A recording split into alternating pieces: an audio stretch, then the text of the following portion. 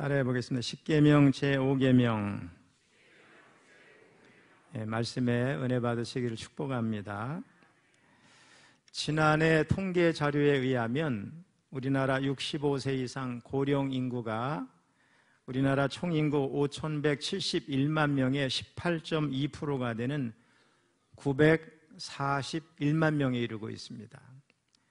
고령 인구가 매우 급속히 증가하고 있는 것을 보여주고 있습니다. 또 혼자 살고 있는 1인 가구의 수도 520만 가구로 아주 대폭 증가했습니다. 이 두 가지 통계 자료를 감안할 때 우리나라의 가정 문제가 생각보다 심각하다는 것을 알 수가 있습니다. 과거 우리나라 대가족 제도 하에서는 노인이 돼도 별 문제가 없었습니다. 그런데 이제 자녀를 한 명, 두 명만 낳는 그런 시대에 과보 속에 자란 자녀가 자기만 아는 이기주의에 빠져가지고 노인이나 부모님 또 이웃에 대한 배려가 매우 희박해졌습니다. 특별히 오늘날 자녀들이 부모를 봉양하지 않으려고 하니까 노인들은 기쁨이 없는 불행한 노후를 보내고 있고, 때로는 부모를 모시는 문제로 자녀들 간에 막 다툼이 발생하는 그런 가슴 아픈 장면을 노인들이 직접 보아야 되는 그런 형편에 놓여 있습니다. 자, 본문은 십계명 가운데 제5계명인 부모를 공경하라, 이런 계명입니다. 우리 12절 본문을 다시 한번 같이 읽어보겠습니다. 시작. 내 부모를 공경하라. 그리하면 내 하나님 여호와가 내게 준 땅에서 내 생명이 길리라. 우리가 아는 대로 출애굽기 31장 18절에 보면 십계명은 두 개의 돌판에 기록이 되어 있습니다. 그런데 학자들은 첫 번째 돌판에는 1계명에서 4계명까지 기록이 되어 있을 것 같고, 그 다음에 두 번째 돌판에는 5계명에서 6가지 계명이죠. 10계명까지 기록이 되어 있으리라고 추측을 하고 있습니다. 그 이유는 첫 번째 4계명이 하나님을 향한 계명이라고 우리가 본다면 제5계명부터 나머지 6개 이제 쭉 계명은 사람 사이에 지켜야 할 계명으로 이렇게 확연히 구분이 되기 때문에 그렇게 추측을 한 것입니다. 너는 나 외에는 다른 신들을 내게 두지 말라. 이게 제1계명인데 이 제1계명은 나머지 3계명의 기초가 되는 계명입니다. 이 계명을 지킴으로 나머지 3개의 계명은 필연적으로 뒤를 따라오게 되어 있습니다. 또 내 부모를 공경하라고 하는 오늘 본문의 제5계명도 마찬가지죠. 나머지 5개의 계명을 대표하는 계명입니다. 그래서 우리 신약 성경의 에베소서 기자는 첫 계명이라는 표현을 쓰고 있습니다. 우리 에베소서 6장 2절을 같이 읽어봅니다. 시작. 네 아버지와 어머니를 공경하라. 이것은 약속이 있는 첫 계명이니. 자, 10계명 가운데 부모 공경의 계명은 제1계명은 아닌데 첫 번째 돌판에 4계명이 하나님과 관계된 계명이 있고, 사람 사이에 관계된 6개의 계명 가운데 첫 번째가 무슨 계명이냐? 부모를 공경하라는 계명인데 여기에는 약속이 붙어 있다는 거예요. 자, 그런데 우리가 여기서 알아야 할 것이 있습니다. 그것은 부모를 공경하라고 하는 이 5계명을 우리 육신의 부모에만 적용시켜서는 안 된다는 겁니다. 우리가 실제로 성경을 보면은 부모라고 하는 것이 더 넓은 의미를 갖게 되는 것을 우리가 알 수 있습니다. 그래서 성경을 보면은 문자적 의미의 부모 외에도 다른 관계를 가리켜서 부모라고 하는 경우가 종종 있습니다. 창세기 45장 8절을 보면 요셉은 자신이 총리가 된 것이 바로 바로의 아버지가 된 것이다, 이렇게 말을 해요. 자, 우리 방송실에서는 제가 안 읽어도 띄워주세요. 그 다음에 이사야서 49장 23절에 보면은 왕과 왕비를 아버지와 어머니에 이렇게 비유를 하고 있습니다. 또 열왕기하 5장 13절을 보면은 나아만의 종들이 군대 장관인 나아만에게 아버지라고 부르고 있어요. 열왕기하 2장 12절을 보면은 엘리사가 그의 스승 엘리야를 아버지라고 부릅니다. 또 사사기 5장 7절을 보면 사사드보라를 가리켜서 어머니라고 표현하고 있습니다. 또 사무엘상 24장 11절을 보면 다윗이 자기의 선왕이죠. 사울을 아버지라고 부릅니다.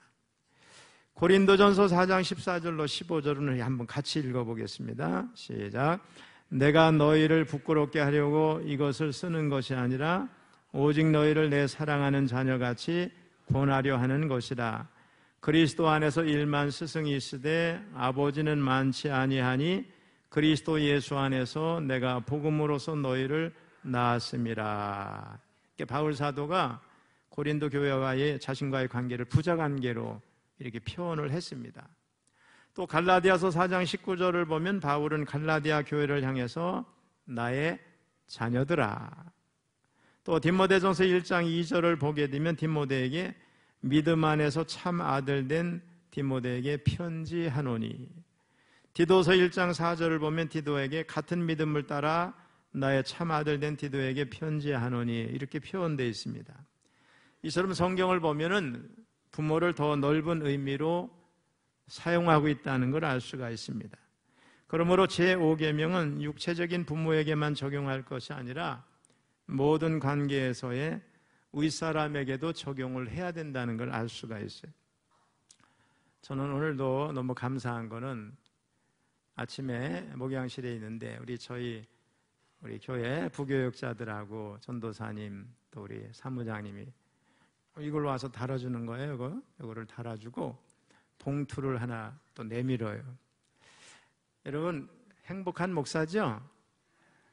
그냥 부목사님들이 담임 목사를 향해서 갑질한다고 그런 교회도 많잖아요. 담임 목사를 막 미워하고 그런 교회도 많잖아요.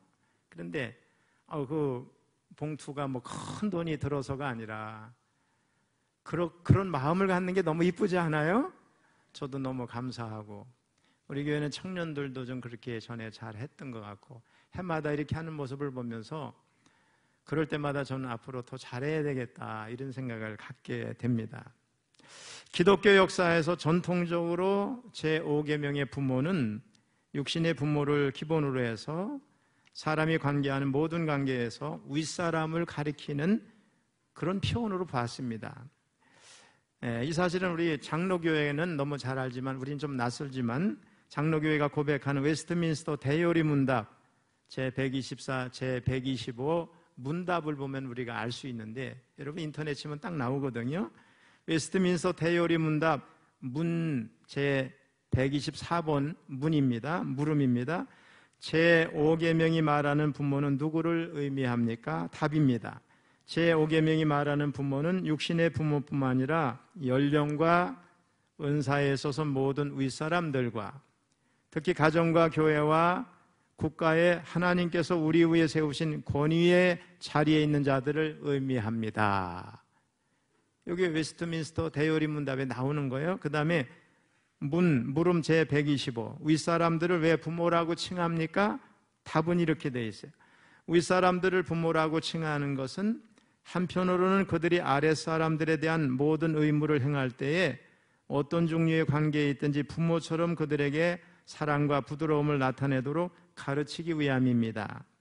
또 다른 한편으로는 아랫사람들이 윗사람들에 대한 의무들을 수행할 때 자기 부모에게 하듯이 더 큰 자발성과 즐거움으로 행하도록 하기 위함입니다.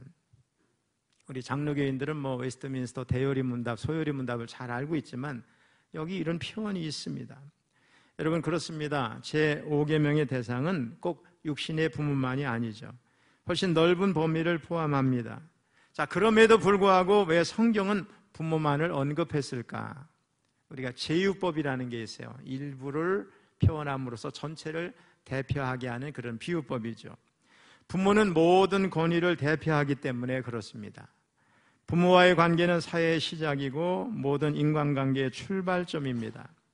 사람은 태어나면서부터 혼자가 아니라 다른 사람들과 관계를 맺으며 살게 돼 있어요.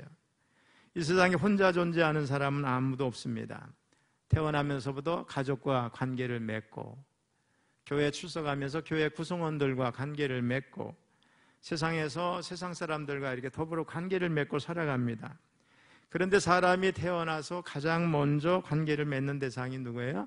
부모님입니다. 자, 부모 공경은 하나님의 명령입니다. 네 부모를 공경하라. 제5계명은 여호와 하나님이 인간에게 선포하신 하나님의 법이고 명령입니다. 여러분, 법은 반드시 지켜야 되죠? 지키지 않으면 여지없이 범법자가 돼요.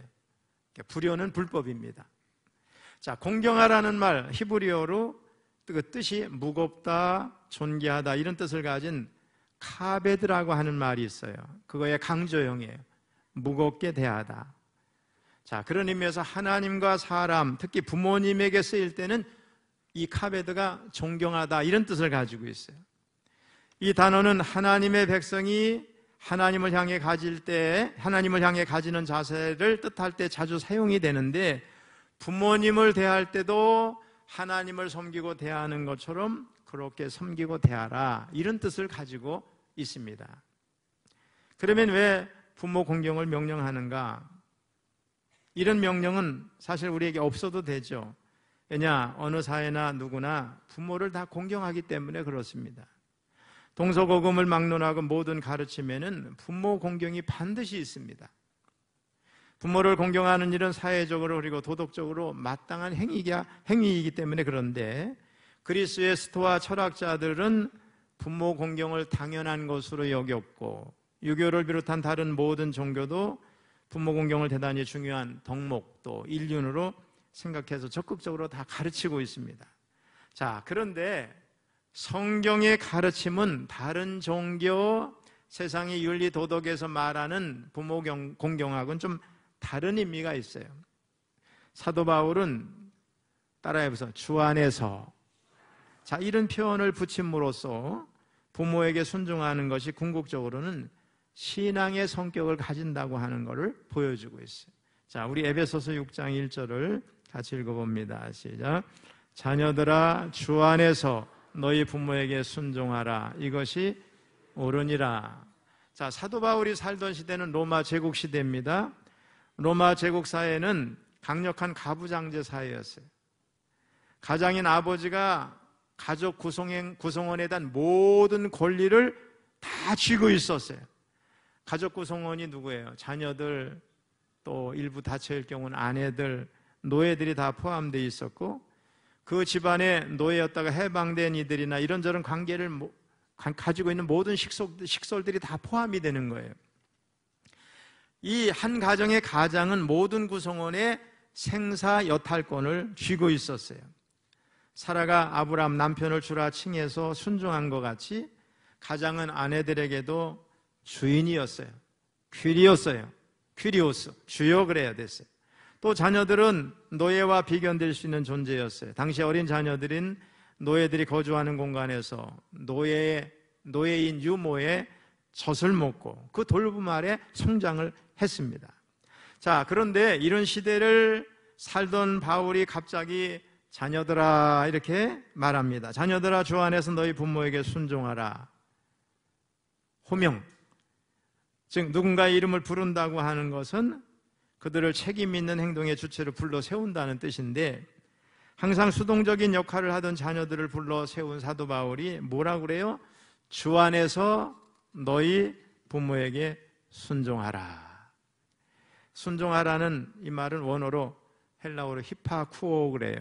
영어로 보면은 understand, 아래, 뭐뭐 아래 선다 이런 뜻이 있어요.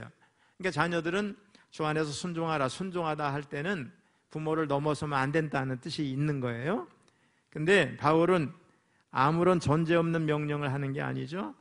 주 안에서 너희 부모에게 순종하라. 전제가 뭐예요? 주 안에서. 예수 그리스도의 주권 아래서의 순종이지 당대 통용되던 가부장적 개념에서의 순종이 아닌 거예요. 주님을 기쁘시게 하는 범위 안에서 순종이었습니다. 바울은 전통적이고 유교적인 의미에서 자녀들에게 순종을 명하는 게 아니고 주 안에서, 신앙 안에서 이런 뜻을 가지고 있어요.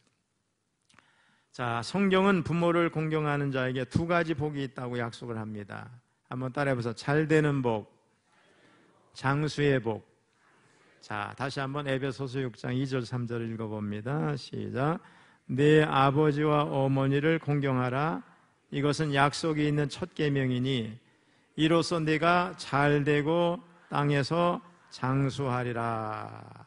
그러니까 하나님께서 부모를 공경하는 자들에게 이런 엄청난 선물을 약속하신 건 뭐냐? 부모 공경이 얼마나 중요한지를 알게 하는 겁니다. 여러분, 장수하기를 원하시죠? 나는 오늘 그냥 죽고 싶어. 그런 사람들 있어요? 장수하기를 원하는 분은 여러분들에게 다른 어떤 방법 다 필요 없어. 이 방법을 추천하고 싶어요. 부모를 공경하면 장수해요. 놀라운 약속이죠. 부모를 공경하는 사람은 단명하지 않는다는 거예요. 근데 여러분, 또 부모를 공경하는데 일찍 죽은 사람 데리고 와서 따지지 말고 보편적으로 하나님이 뜻이 있어 데려간 사람 말고 보편적으로 부모 공경하면 장수한다는 거예요. 그렇습니다. 많은 사람들이 꿈꾸고 바라는 장수에 대한 비결이 어떤 음식을 가려서 먹는다거나 또 생활 습관에 있는 게 아니고 부모 공경에 있습니다. 장수하기 위해서 우리가 부모 공경하는 건 아니죠. 하지만 부모를 공경함으로 거저받는 선물치고는 엄청난 선물을 하나님이 우리에게 약속하고 있습니다. 그러니 바로 나부터 시작해서 우리 자녀들은 하나님의 이 말씀에 순종해서 부모를 공경하고 또 부모로서 나도 공경을 받고 오래오래 행복한 가정을 이루시길 축복합니다. 근데 장수하면서 잘 될 거다 그랬어요? 만약 장수는 하는데 매일매일의 삶이 어렵다면 장수가 아무 소용이 없겠죠. 근데 장수를 하면서 잘 되기까지 한다니 부모 공경을 안 해야 할 이유가 없죠. 이런 복이 따라오는데 여러분, 망설일 이유가 없죠. 부모를 다 공경해야 될 줄로 믿습니다. 두 아들과 함께 살아가던 한 어머니가 어느 날 밖에 나간 사이에 집에 불이 났습니다. 밖에서 놀라서 돌아온 어머니는 순간적으로 집안에서 지금 자고 있는 아이들이 생각이 나서 불 속에 뛰어들어갔어요. 들어가서 두 아들을 이불에 싸고 나왔습니다. 안타깝게도 이불에 쌓인 아이들은 다 무사했는데 어머니는 온몸에 화상을 입고 다리를 다쳐서 절개됐습니다. 그때부터 어머니는 이웃을 다니면서 구걸을 하면서 두 아이들을 키웠고, 어머니 희생 덕분에 큰아들은 동경대학에 수석으로 입학하고 작은 아들은 세다대학에 수석으로 입학을 했어요. 시간이 흘러서 졸업식을 하는 날입니다. 졸업하는 아들이 보고 싶은 어머니는 먼저 큰 아들이 있는 동경대학을 찾아갔어요. 수석 졸업을 하게 된 아들은 졸업과 동시에 큰 회사에 들어가기로 이미 내정이 돼 있었어요. 근데 아들의 눈에 수의실에서 아들을 찾는 어머니의 모습이 들어왔습니다. 수많은 귀빈들이 오는 자리에 거지 어머니가 오는 게 부끄러운 이 아들이 수의실에 연락을 해서 그런 사람이 없다고 전하라고 그랬어요. 어머니는 너무 슬픈 얼굴로 돌아갔습니다. 아들에게 버림받은 서러움에 그냥 죽어버려야 되겠다 이렇게 결심한 어머니는 기다렸다가 그래도 둘째 아들의 얼굴이라도 보고 싶어서 와세다 대학 졸업식 날을 기다렸다가 거기를 찾아갔습니다. 하지만 차마 들어가지 못하고 교문 밖에서 발길을 돌립니다. 그때 마침 이러한 모습을 발견한 둘째 아들이 절뚝거리며 황급히 자리를 떠나는 어머니를 큰 소리로 부르면서 달려나와서 어머니를 업고 학교 안으로 들어갔습니다. 그 어머니가 다른 사람들을 의식해서 아들의 체면을 생각해서 사람을 잘못 보았어 하고 이게 소리를 지릅니다. 그러나 아들은 어머니를 졸업식장에 귀빈석 한가운데 앉혔어요. 값비싼 액세서리로 몸을 치장한 귀부인들이 막 수군거리니까 이 어머니는 어찌할 줄을 모르는 거예요. 그런데 수석으로 졸업하는 작은 아들이 답사를 하면서 귀빈석에 초라한 몰골로 앉아있는 어머니를 가리키면서 자신을 불 속에서 구해내고 구골에서 공부시킨 그 희생의 스토리를 쫙 설명을 했어요. 그 사실을 알게 된 사람들이 전부 눈에 눈물을 흘리면서 대단한 어머니라고 감동을 받았습니다. 이 소식은 신문과 방송을 통해서 전국에 알려지게 됐고 둘째 아들은 큰 회사의 오너가 되는 사람의 사위가 됐어요. 그런데 어머니를 부끄러워한 큰아들은 입사가 취소되고 말았어요. 자기의 몸이 상하는 것을 아랑곳하지 아니하고 아들을 불 속에서 건져내고 구걸을 하면서 아들을 공부시킨 자식을 위해서 어떤 희생도 마다하지 않는 이가 우리의 어머니고 아버지가 된다고 저는 생각합니다. 그런 부모님께 효도할 때 하나님이 그들에게 뭐예요? 장수의 복, 또 하나 뭐예요? 잘 되는 복을 허락하시는 거 너무 당연하지 않을까요? 특별히 지금 여러분이 삶으로 보이고 있는 부모님을 공경하는 태도는 여러분을 말없이 지켜보는 여러분의 자녀들에게 큰 본이 되는 거예요. 그리고 내가 부모로서 그 공경을 또 받게 되는 겁니다. 콩 심은 데 뭐가 나요? 콩 납니다. 팥 심은 데 팥 나요. 이 말은 여전히 진리라고 생각하고, 특별히 가정 내에서는 더욱더 이것이 진리입니다. 우리의 자녀들은 우리가 우리의 부모에게 보인 모습 그대로 우리에게 되돌려 줄 것입니다. 여러분. 어느 가정에 한 노인이 있었는데 아들 부부와 4살짜리 손자와 함께 살았어요. 어느 날 눈이 침침한 노인이 식사 중에 손을 떨다가 음식을 떨어뜨려서 식탁보가 지저분하게 됐어요. 아들 부부는 화를 내면서 그 다음부터는 노인을 한쪽 구석에서 따로 식사를 하게 했어요. 구석에서 노인은 사발에 담긴 음식을 따로 먹으면서 자녀들과도 함께 식사하지 못하는 자신의 처지를 생각하면서 그 식탁을 자꾸 멀끔히 쳐다봅니다.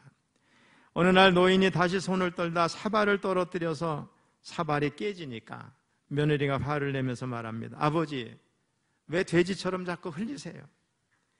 이제는 돼지 여물통 같은 큰 거 만들어서 드릴 테니 거기서 식사하세요. 그 다음부터 돼지 여물통 같은 건데 밥을 담아서 이렇게 드렸어요.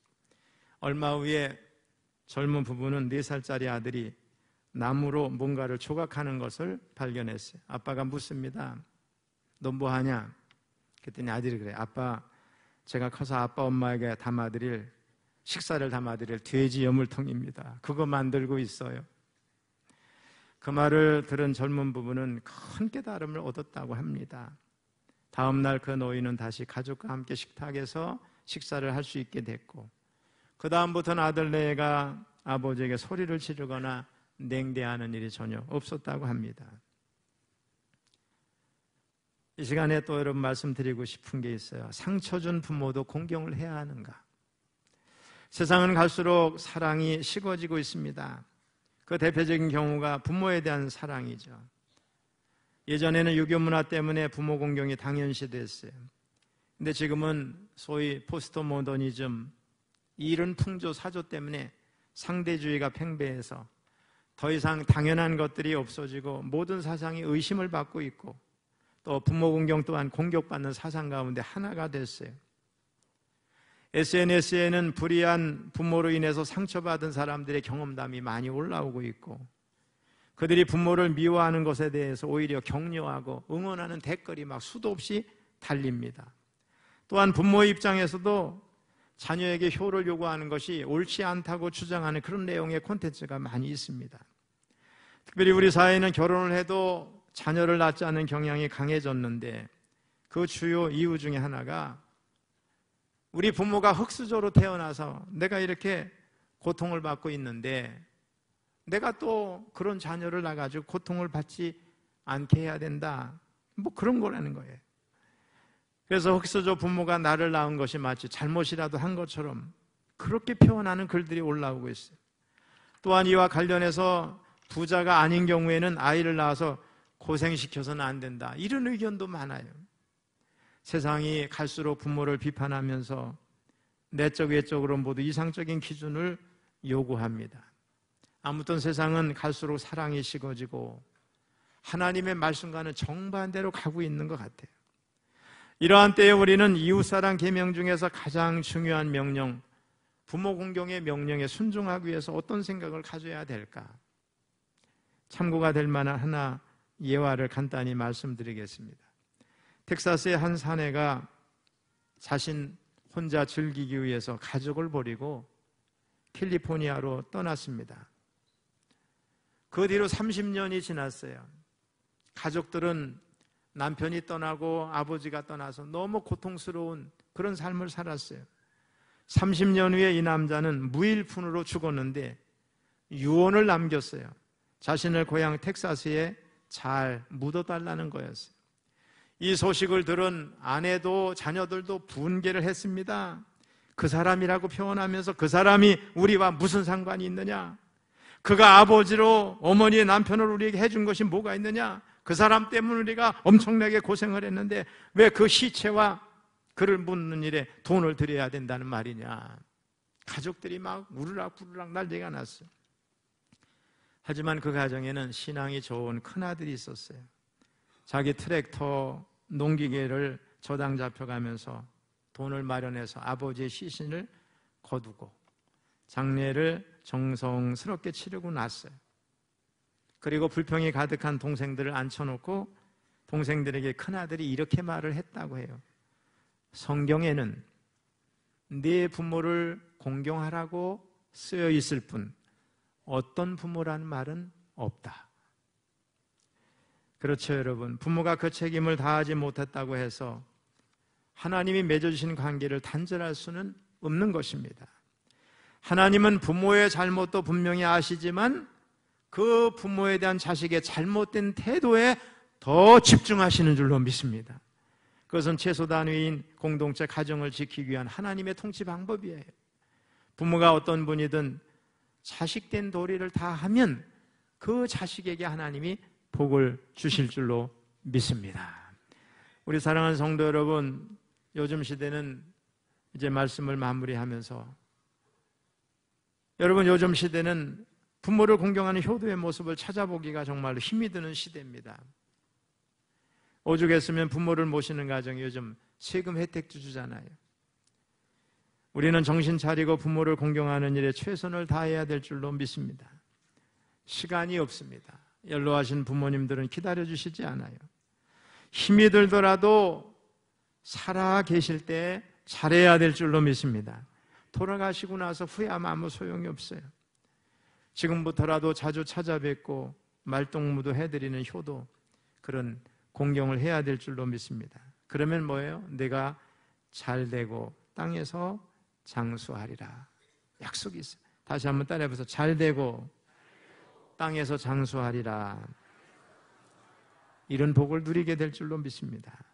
오늘 이 자리에 참여한 우리 철원교회 모든 성도님들, 부모 공경 핑계대지 마시고 또 나한테 내 부모가 해준 게 뭐 있느냐 불평하지 마시고 자식된 도리를 다하시기 바랍니다. 이게 하나님의 명령입니다. 그러면 하나님께서 우리 모두에게 잘되고 땅에서 장수하는 복을 주실 줄로 믿습니다. 이런 복을 누리시기를 주님의 이름으로 축원합니다.